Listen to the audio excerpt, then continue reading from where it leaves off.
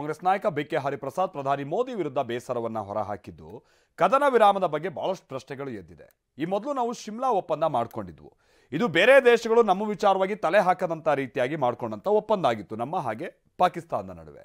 ಆದ್ರೆ ಇದನ್ನೆಲ್ಲ ಗಾಳಿಗೆ ತೂರಿದ್ದಾರೆ. ನಮ್ಮ ಸೈನ್ಯ ಬಹಳ ದಿಟ್ಟತನದಿಂದ ಹೋರಾಡ್ತಾ ಇದೆ. ಆದ್ರೆ ಅಲ್ಲಿ ನೋಡಿದ್ರೆ ಮೋದಿ ಕದನ ವಿರಾಮ ಘೋಷಿಸಿದ್ದಾರೆ. ನಮ್ಮ ಸೈನ್ಯ ಹೇಳೋಕ್ಕಿಂತ ಮುಂಚೆ ಅವ್ರು ಹೆಂಗೆ ಹೇಳ್ತಾರೆ ಅಂತ ಪ್ರಶ್ನೆ ಮಾಡಿದ್ದಾರೆ. ಈಗ ಸೀಸ್ ಫೈರ್ ಸ್ಟ್ರಾಟಜಿಕ್ ಮೂವ್ ಅಂತ ಅನ್ನೋದಿದ್ರೆ ಭಾರತ ತೀರ್ಮಾನ ತೆಗೆದುಕೊಳ್ಬೇಕಾಗಿತ್ತು.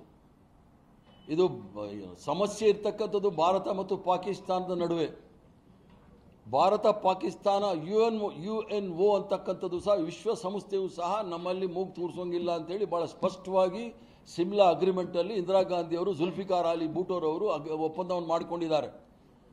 ಸ್ಟ್ರಾಟಜಿಕ್ ಆಗಿ ಜನಗಳನ್ನ ಮೂರ್ಖರನ್ನಾಗಿ ಮಾಡೋಕ್ಕಾಗೋದಿಲ್ಲ. ಸ್ಟ್ರಾಟಜಿಕ್ ಆಗಿ ಮಾಡಬೇಕಾದ್ರೆ ನರೇಂದ್ರ ಮೋದಿ ಅವರೇ ಸರ್ವ ಪಕ್ಷದ ಸದಸ್ಯರನ್ನ ಕರೆಸಿ ನಾವು ಮಾಡ್ತಾ ಇದೀವಿ ಅಂತ ಅವ್ರಿಗೆ ಹೇಳಬೇಕಾಗಿತ್ತು. ಅದರ ಬಿಟ್ಟು ಡೊನಾಲ್ಡ್ ಟ್ರಂಪ್ ಅವರು ಯಾರ ಇದ್ರ ಮೇಲೆ ಅವ್ರು ಮಾಡಿದ್ರು ಅನ್ನೋದನ್ನ ಹೇಳಬೇಕು, ಬಹಳ ಮುಖ್ಯ. ಆದ್ದರಿಂದ ಇದರ ಸ್ಟ್ರಾಟಜಿ